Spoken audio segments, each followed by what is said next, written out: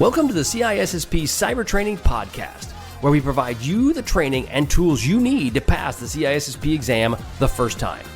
Hi, my name is Sean Gerber, and I'm your host for this action-packed, informative podcast. Join me each week as I provide the information you need to pass the CISSP exam and grow your cybersecurity knowledge. All right, let's get started. Hey, all, Sean Gerber with CISSP Cyber Training, and hope you all are having a beautifully blessed day today. Today, we're going to be talking about Domain 8, Domain 8.3, of assessing the effectiveness of software security in the CISSP training. So today's goal is to get over some of that information, and then on Thursday, as you guys all know, we will be having out the questions for the CISSP over Domain 8.3. So the goal is to kind of go through this, give you some great information. If this is new to you from the listening to this podcast, as you can see, our podcast is smoking. I mean, I'll be totally honest, I'm amazed at the growth that we've had, and which is awesome because there's a lot of people out there demonstrating the fact that they really truly want to understand the CISSP and they really want to pass the test. So pass the test and understand it is the key goals. So today we're going to be getting into Domain 8.3 of the ISC Squared book and the manual related to taking the CISSP exam. But before we do, we're going to be getting to an article that I saw today. I don't know if you all saw this news, I think it was yesterday or maybe it was on Thursday. You know, the defunding part in the United States government, one of the big pieces that came around this was related to CVEs. And if you're all connected with CVEs, CVEs are what they call the common vulnerability exposures. And we've talked about this a lot in CISSP Cyber Training in this podcast numerous times. And the goal around this is to truly try to understand it's a programized, or I should say standardized way of naming systems for publicly known security vulnerabilities that are out there, right? And they have unique identifiers with each of them. And this is from the government. They come down and they say, well, if there's a vulnerability, it ties it to a CVE number, which makes it easy to reference and also helps companies understand what are the vulnerabilities out there. Now, it's really a true foundational aspect of security efforts that we do out on the web. And one of the key factors that goes along with that is deals with vulnerability management, patching, and overall security efforts across the entire industry. So it was a program that was put together by the U.S. government, been funded by the government, and during some of the DOGE aspects of the U.S. government, one of the things was to start cutting funding of these areas. Now, politically, whether it's right, wrong, and different, it doesn't really matter at this point because, you know what, politically stuff, I don't like getting into because realistically, everybody's got an opinion. I was in an article that, or not an article, I was talking to a lawyer one time, and the lawyer said, if you get a room full of lawyers, eight or nine lawyers, just say 9 lawyers in a room, and you're all going to discuss a topic, you'll get 10 different opinions. And it is so true because when it comes to politics, everybody has a thought. So that being said, we'll stay out of that mess. The bottom line, though, is that the CVE funding was turned off, which was total shock to me. I was doing a presentation at our local ISC Squared chapter meeting on Friday, and it came up, and I was like, yeah, I didn't even know that was out there. And a lot of other folks that were on the chapter meeting did not know it either. So the point of it is that how do we deal with the situation? Now, I guess there was some funding that was done last minute that made this all kind of come back around, and there is an aspect where it's in place. But the ultimate goal is that they have to come up with a plan around how they're going to deal with this. Because when it deals with one company or one country focused specifically on providing this information, things can happen and then it can cause disruptions. Well, the government's been funding this, U.S. government, for about 25 years, and therefore they were looking at ways to kind of change it, and they thought, well, let's just go cut funding. That caused all kinds of kerfuffle within the security folks' space, and as a result, it was at the last minute funding was provided and still brought back online. But the ultimate goal is this article kind of talks about what are some different options around that. One of the proposed options includes transitioning the governance to a non-profit foundation. One of the guys on the ISC Squared meeting said we could do a GoFundMe. So there's different types of options out there. But another one of the options he suggested was a decentralized system, which potentially could cause some level of confusion. I think at the minimum, a country probably needs to own it, but in reality, probably a nonprofit is probably the best thing. And then it gets funding from outside sources. Now, will the outside sources all pony up to pay for this? I don't know. But realistically, it's something to kind of figure out what needs to happen. Now, when these things occur, these funding fights that as they are and some of the issues that roll with it, it does force people to actually bring this up in a conversation versus let's just ignore it and keep kicking the can down the road. So there's positivity around that aspect of it, forcing people to decide what do they want to keep, what do they not want to keep. I think obviously the CVE program is of vital importance to the security of the globe. I mean, I think it's really, really important. So now they just got to figure out how they're going to fund it and how they're going to pay for it. So interesting things that are going on in our world that we deal with on a daily basis. And, you know, when you're dealing with security, you just never, ever know. So we're going to go ahead and we're going to get into now Domain 8.3. Okay, Domain 8.3, assessing the effectiveness of software security. So as we talk about, one of the big things that we're dealing with when security is the growth of development and its capabilities within the environment. So what I mean by that is that we are constantly in the state of more development that's occurring way beyond when I first started getting into cyber a few years ago. we joke. A few years ago, it was more like about 20. But the point of it is that the security requirements have changed, the development has changed. Much of this is really just kind of growing extremely fast, almost exponentially. As we incorporate new AI, ML, you've got now rockets that land themselves. I mean, all this stuff did not occur 20 years ago when I was first getting into this. So development security was considering, it was there, but it wasn't a forefront of what people need to be concerned about. So as we deal with security and assessing risk, one of the aspects you're going to need to understand is auditing and logging of the changes that occur. Now, we're going to talk about databases and some different aspects here, but at the end of all of this, you really need to consider how are you going to audit and how are you going to log the different changes that occur within your environment, especially when it comes to development. Because as we know, in Domain 8, we are focused strongly on overall development, the overall development environment.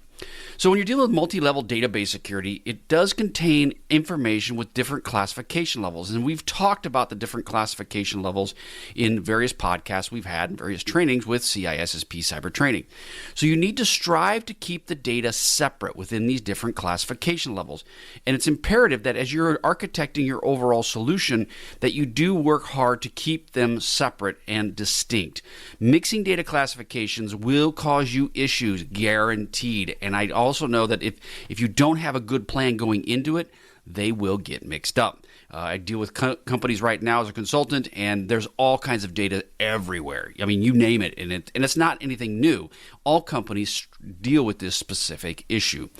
Now, when you're dealing with concurrency, this can be applied to a single or multi-level databases, and it utilizes a way to lock out only users to make a specific change. So once the change is complete, the unlock occurs. And this is an area where my developers would go in the past. They would go in and make a change within an environment, and only they could make that specific change. It wouldn't allow anybody else to be in there at the same time they are making their modifications to the code. Now, this comes down to the point where you have to have a really good, strong, again, infrastructure around how you're going to manage this. And it's not just having the technology, it's also having the processes followed by the documentation of each of these steps. So it's really important that you kind of look at this as a holistic view, a big picture view, that you started off at the beginning, that you have a good plan. If you haven't done this to this point and you have a software development team, you may want to take a step back and then kind of figure out, how do I want to approach this so that I have consistency in my development cycles, and that I ensure that I have a good handle from a security standpoint in each of these areas. So we're going to use as an example ODBC. Now, this is Open Database Connectivity. Now, the purpose of this is it allows applications to interact with various databases at different types. That's the ultimate goal. Is that it has a connector that can connect to NoSQL, MySQL, Oracle, different types of databases. And the open database connectivity, it acts as a proxy between these applications. So it witnesses basically using a lot of legacy applications will use an ODBC connection, and it just acts as the intermediary between that. So we're going to break this down a little bit. So you have an ODBC driver manager. Now, this acts as the central point of contact and, air quotes, as a potential traffic cop, the one that's going to guide and direct which way the data is going to go. Now, it receives a connection request from the specific application that it's connecting with. And then it looks up their data source name or the connection string, but basically the point that ties them together. And it's looking at that. It's similar to like what we'd consider an API. It's using this data source name to help tie these different databases together. Now, then it loads the specific driver. So if you have an Oracle database, it would load the driver for Oracle and then for that specific target database. And then it forwards the application requests to the specific driver. And we're going to get into that in just a minute of what the driver is. So it's working with these older databases. It's allowing an interaction between them. I dealt with this in the manufacturing space. There was a lot of legacy type databases that didn't have real good connectivity. So we would use an ODBC type connection to help with that. So there's a lot of great ways you can use these kind of tools. Now, there's also some challenges that come with that, but we'll get into those later. Now, an ODBC driver, this is the specific software components provided by the database vendor, okay, or a specific third party. But realistically, the vendor will give you that driver. Now, it understands both the ODBC API calls and the specific language and protocols of that database. So it's helping those different communications in place. Now, the ultimate goal is that you want to have this communication so that it's relatively seamless between both aspects. And it will then take the results from the database, translate those back and forth into the application so it understands it. And it's just this communication that occurs between these different connections. Now, as an example, we use NoSQL. So you have MySQL, you have NoSQL. NoSQL is the non-version, I should say not the non-version. It's the MySQL is very expensive from a licensing standpoint. NoSQL is not. It's no longer a relational type database. It's more of a tabular relationship. And it allows for simple design between these. It allows for quick queries between the groups. So the ultimate goal is that just to kind of put it in perspective, the ODBC is the connection between the various databases. It allows you to connect older databases, and it will have the drivers, in most cases, around what will allow you to connect to these older databases that are out there. So if you're going to be having an older system, make sure you consider, is there an ODBC connection for it? Now, when you're dealing with NoSQL, there's three major classes. There's a key value store, a document store, and a graph. So of the three classes, the key value store is the simplest non-trivial data model, and it can be used with RAM and SSDs. So it's a very simple key value store. The document store offers APIs to retrieve documents based on the specific contents that are in those different tabs. These could be collections, tags, metadata, and so forth is all stored within the document store. And then the graph. This is designed for data representation such as graphs, maps, network topologies. All of that is tied into the three major classes. When you're dealing with audit and logging changes, one of the things you want to really consider is log everything you can within reason. Why do I say within reason? Well, if you log everything, one, it's a huge nightmare. Two, it's a lot of information you may never ever need. Three, it also costs you a lot of money in many cases to be storing all of this data. So you want to keep the most critical things you possibly can, but you do want to log the things as much as you possibly can within reason. So capturing user activity, system events, application access, configuration changes, all of those things are really important things that you need to consider. Depending upon the organization that you're in, depending upon the overall business that you are in, you may need to record these logs for a long or extended period of time. Highly regulated environments, you got to keep a lot of logs. Not as much regulation, you don't necessarily need to keep as many logs. However, you may want to keep those for future reference. So again, keep as much information as you possibly can. You also want to tamper-proof your logs. You want to store those logs in a central secure location that prevents unauthorized altercation or access. So such as a worm, right? Write once, read many storage. That's one of those things where you want to make sure that you write it once, but then you can read as much as you need to. Again, you want to avoid them being tampered with. You want to define log retention periods. Determine how long to keep the logs based on the compliance needs and the investigation timelines that are associated with it. You do need to balance the security with the storage space limitations, and that is a true factor. You are going to be looked at by your senior leaders of going, if you have all these logs that are being stored, they're going to go, I have this really, really high bill that I need to pay. Do you really need all of that? You need to be business-minded and have enough acumen to go, you know what, we don't necessarily need that. They're going to come to you as the expert, so you therefore need to be prepared to deal with that as an expert. See, these stuff I tell you, this is stuff you won't get it on other kind of podcasts from guys that have never been doing this for years.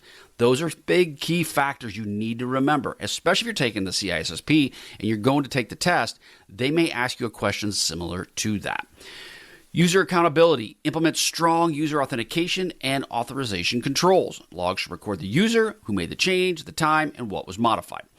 Monitoring and alerting. Always look for suspicious activity within your logs. You should have alerts within your SIM that tie to that, looking for any unauthorized access, configuration changes, anything outside the baseline parameters or other types of anomalies.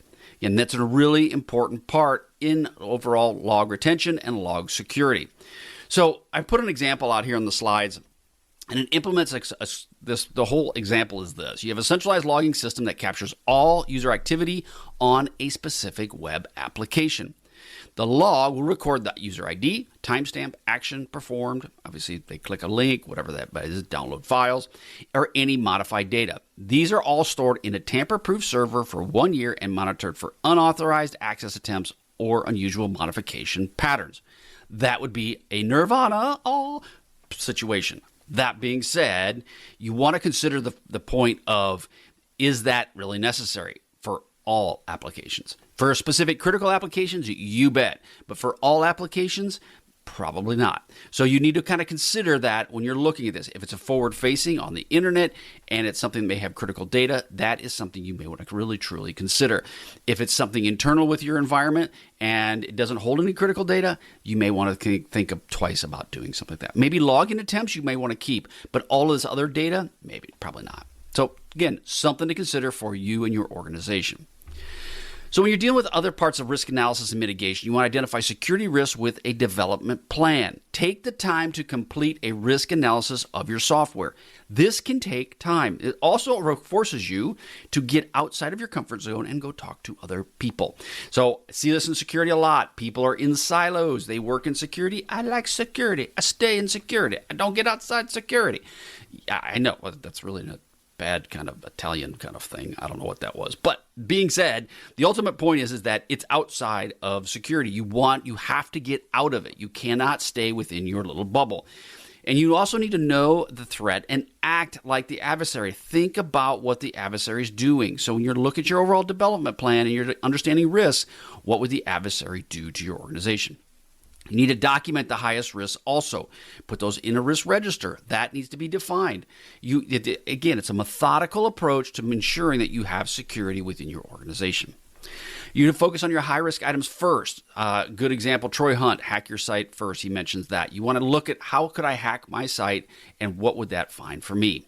You want to utilize documented risk items and verify the stakeholders and then develop a plan to remediate the highest risk items you possibly can. Document any accepted risk and ensure you have best knowledge around all parties that are there. So again, it's an important part. Look at yourself first. Figure out if I was a bad guy or girl trying to hack my site, how would they do it? Make sure you verify the stakeholders. Develop a plan to remediate these issues.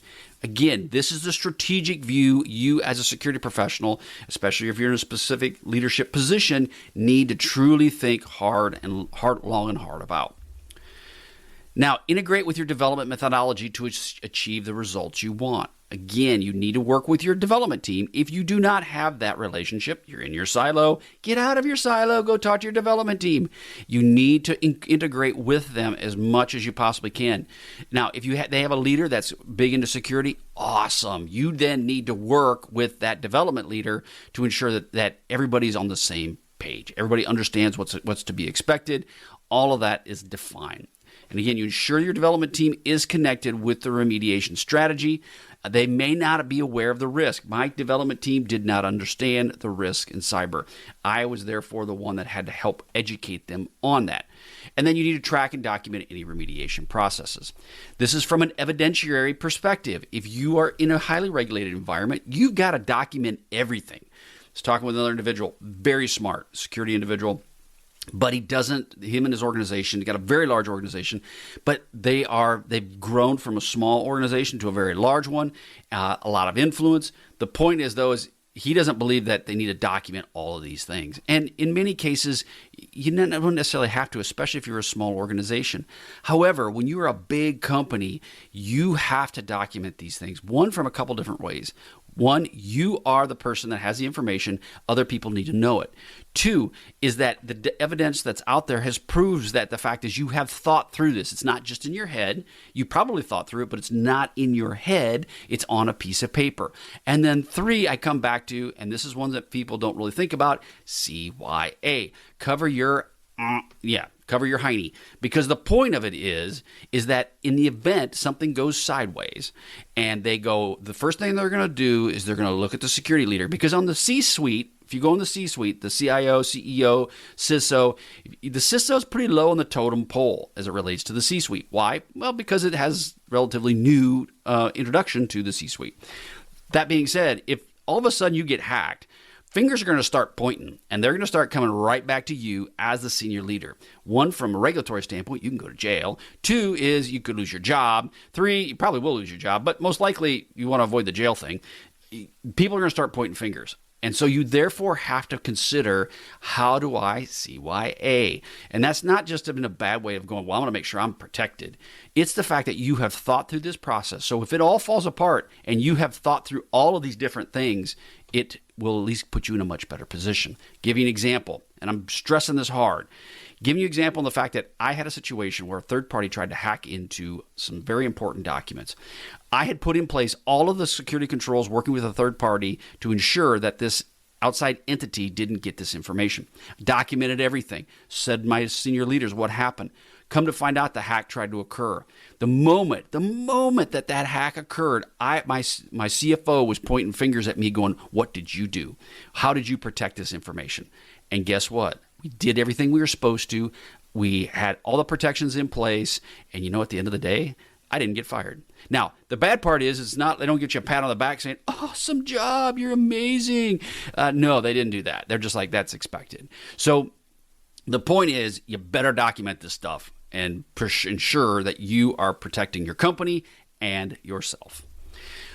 Two, plan for risk and communicate with stakeholders. Compete with constant communication with your stakeholders. Stakeholders may or may not be connected with the risk. You're dealing with business leaders, they're probably not connected with the security risk. Just saying. The risk could be acceptable, but proper knowledge is required. What does that mean? It basically means is that they may accept this risk, that they're going, okay, well, I accept the fact that we have this wireless access point sitting in our most critical system on the planet. I'm okay with it. But if they don't truly know the risk behind leaving that out there, then they're just going to go, oh yeah, sounds good. And then at the end of it, they're going to come back and they're going to have your head on a guillotine. So you got to make sure you are covering everything, and you ensure that all of this risk is communicated to the correct partners. So again, this is one of the use case that you can think of. The security is recommended by multi-factor for all users at a specific site, right? This is what security is recommending. The development team requires a complex password rotation and a variable history to ensure that the information is best protected. The cost for adding multi-factor is high, both on an opportunity cost, time spent doing it, and the overall capital required to implement it, right? So that's a big deal. Now, no financial data is being shared and limited personal information is available.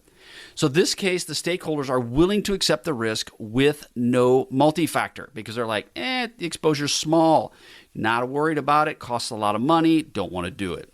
In that case, but you've gone through all of those steps. Now the shareholders or the stakeholders understand what their risk is they're actually accepting. Now, one thing that isn't in this use case is the fact that is there a reputational aspect to it? If it gets pwned, is that going to hit your reputational side of the house? You got to ask yourself that question too. But again, you as a senior leader have to communicate this with all of your stakeholders. You're not going to get that anywhere else, I'll tell you that. Risk analysis and mitigation. Track the progress and document acceptable risk scenarios. Track with development methodology. You want to document all of the accepted risk scenarios and reevaluate acceptable risk scenarios based on a yearly basis, at least yearly. You got to have this defined in your policy and standards, what you're going to do. But you want to track the progress and what things you're going to be willing to accept. But they all need to be documented. Why? Because you need to come back and reevaluate them on an annual or semi-annual basis, depending upon your company. And then at the end of this, you rinse and repeat. You just keep going over and over again. Repeat the process with variable agile sprints. Some sprints may require updates and some may allow for acceptance of the risk. So again, risk analysis and mitigation is an important part of all of this. Okay, so risk analysis and mitigation techniques. So we got a few we're going to kind of go through bullet by bullet. So you need to understand the attack surface. You need to understand all of the entry points into your organization. Interfaces, applications, APIs, my favorite. If you've listened to this podcast for any period of time, you will know that APIs I love and I despise. APIs, any sort of dependencies, operating systems, you name it, all of the entry points into your organization you need to know. Minimize and control the attack surface for better security. Why? Because if you're minimizing who can control that attack surface, who can control these APIs, interfaces, and so forth, you now increase the security of your organization. Threat modeling, important factor. You need to really truly identify potential threats and vulnerabilities and then utilize the STRIDE technique, which we have talked about in the podcast in numerous ways and on my training on CISSP Cyber Training. The STRIDE is how to anticipate specific weaknesses. And so it's an important part you deal with threat modeling. Go to the section in my content under CISSP Cyber Training, under threat modeling, and you'll see the overall goal to STRIDE and how STRIDE works. Really good content out there about that at CISSP Cyber Training. Just sign up for the bronze package and get access to all of that. So again, understand your attack surface. Threat modeling is foundational. Secure Software Development Lifecycle, SSDLC. You'll see it called SDLC, SSDLC. At the end of the day, your SDLC, which is your software development lifecycle, needs to incorporate, that's it, better word, incorporate security into it. But you may see it as SSDLC. Just kind of keep that in the back of your mind that they kind of go synonymous, as long as they're synonymous only if you've incorporated security into your SDLC environment. But in today's world, that should be a given. Integrate security into every part of the development stage. It would depend on which way you're doing. If you're in Agile, however you're doing, you've incorporated security within your entire software development lifecycle. Employ secure design principles and then implement secure coding practices. That's an imperative part, and it requires your folks to understand secure coding. Conduct regular code reviews, manual and automated. Ensure that those are done, and then perform security testing throughout the entire process. You want to ensure that you are actually doing security testing throughout all of it. And this will allow for you to catch vulnerabilities earlier and easier when it allows for much more effective and cost-effective fixes. If you could put this in a CI/CD pipeline and you can automate it, it's a much better process. It's a more automated process. CI/CD pipelines, go out there and research them, or go to CISSP Cyber Training and you can go through the entire pipeline process. You can then understand how those work. Now, vulnerability assessment, penetration testing, VAPT, right? These regularly assess software for known vulnerabilities. They simulate attacks, and these can be automated as well. They provide inputs on improving mitigation efforts, and then they look for whatever types of security enhancements you may need. But a vulnerability assessment and penetration testings are really good. If you have a vulnerability assessment type of methodology in your environment, you should use it. You should also, if you have red teamers that are within your environment, that you've created your own maybe red team package, they can go out and do pen testing on various aspects. I still recommend, even if you have red teams within your organization and they are built into your company, that you go out and actually bring in third parties to do a pen test against you on certain applications.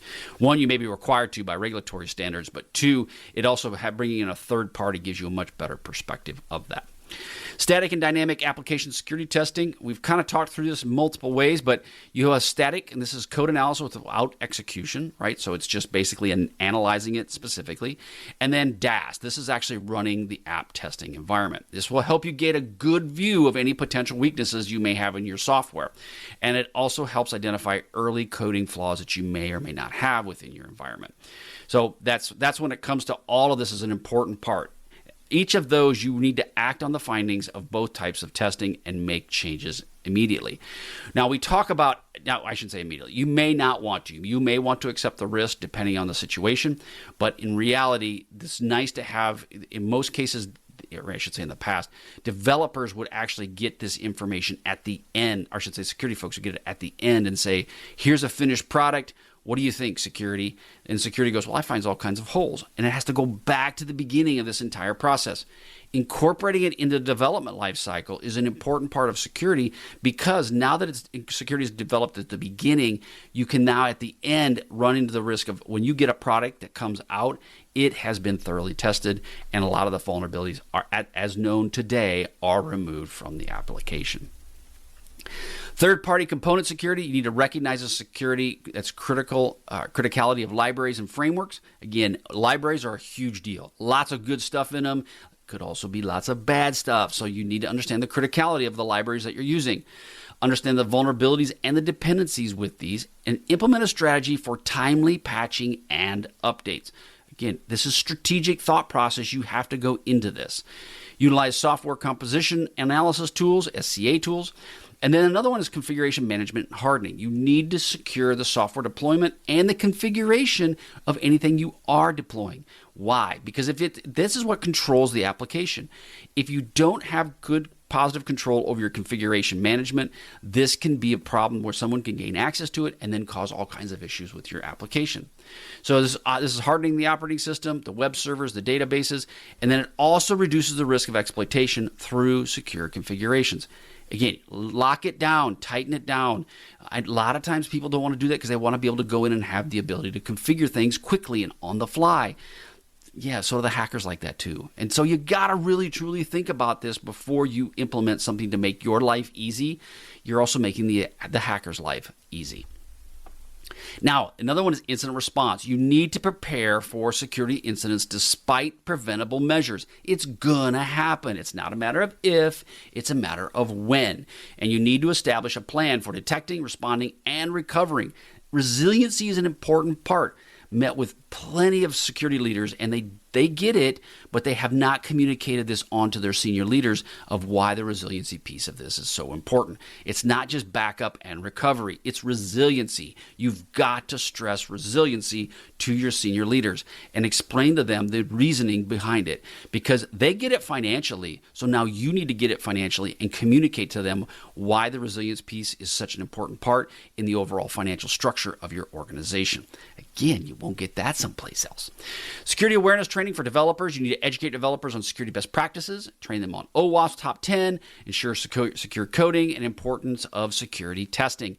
If they've never done it, you're going to have to teach them. If they're outsourced, right, they are air quotes offshore, someplace else, you need to make sure that they have a good program in place. If you're hiring an offshore asset, you as a security professional one of the questions you need to ask him is, what is your SDLC environment? What is your SSDLC? However you want to slice it, what is it? How do you deal with secure development life cycles? Walk me through the process. And then again, you need to go back if they're third party and audit them and make sure they're doing exactly what they say they're going to do. You got to empower your developers to build this secure software and give them the tools they need. But you also need to set up with expectations with senior leaders to know that if they're utilizing secure principles, it could take more time to develop the software that these people want. Again, it's you acting as the communication. You are the conduit between the two organizations. And then the last thing is continuous monitoring and improvement. You always want to keep your eye on it because the threat landscape is continuously changing, constantly changing. You want to monitor new vulnerabilities and threats at all times and then regularly review and update risk analysis and mitigation strategies based on these threats. So again, you got to keep a strong and adaptive security posture when you're dealing with security in the development space. I cannot stress this enough. I know a lot of folks that take the CISSP Domain 8 is probably one of their weaker areas because they don't totally get it. Not because they're not smart, it's because they haven't really done it. This is an important part. If you are having developers, you as the security professional need to understand the risk mitigation and the security posture associated with it. Again, imperative that you get this stuff. I mean it. I can't stress it enough. Okay, that's all I have for you today. Head on over to CISSP Cyber Training. You can get access to my free videos that I have that I put out there weekly. Sometimes I fall a little bit behind, but they're out there about weekly. One of the things that you can do is purchase my content from CISSP Cyber Training. It's the cheapest way you're going to study for your CISSP. I'm just going to be point blank honest. It costs you very little money to get my bronze package. You can get the mentorship. I saw a guy out there online that he's got some mentorship program. did something, got a job in 3 months, and was doing some security, and now he's providing mentorship to people. That's great. You want to follow a guy like that? I can give you mentorship from a CISO, from a security architect, from all kinds of. I even got a friend of mine that I'm going to incorporate into this whole mentorship program that's a pen tester. And we're going to be mentoring and helping people that want to get into security, but also give you more than just, hey, if you go do what I did, you'll be rich. I see some of these arguments out there with guys that are saying, if you do what I do, you'll go from making $50,000 to $270,000. That's bunk. I'm sorry. It's bunk. It's total something that you might find some rabbit that will do that, but in many, many cases, that does not happen. Mentorship is what you need to help guide you in this process, but with the right mentorship, those kinds of aspirations and financial impacts that you would like to have can definitely happen, but it takes a little bit of time and a lot of dedication. You can do it, but it takes dedication and work. The point of it comes down to is go to CISSP Cyber Training. I've got mentorship. I've got training. Again, you're studying for the CISSP, you can go out and spend $10,000 or $15,000, or you can go to my program if you're into self-study, and it can help you with it. That being said, the program isn't for everybody. If you don't like self-study, then this program isn't for you. If you want someone to walk you through step by step by step and feed you this information over a period of time and answer all your questions, this is not the program for you. This program is specifically designed for people that want to do self-study and are busy professionals that don't have time to go to a self-study program or don't have the funds and financial resources to do so. This will give you all you need to get what you want to pass the CISSP exam and move on in your career and in your future. Good example about about an individual with doing mentorship. Talked to an individual in Japan. He's walking me through how he's in the GRC environment and how important it is for him to be into security and what are the things he has to do. That's the kind of mentorship you get with CISSP Cyber Training. Okay, I know I've went on that a little bit long, but the point of it is I'm here to help you get your goals and your dreams and I incorporate you around the people that are in my network to help you with that as well. All right, have a wonderful day, and we will catch you all on the flip side. See ya. Hey, thanks again for listening today. It's been my pleasure to prep you for the CISSP exam. Are you interested, though, in some free CISSP exam questions?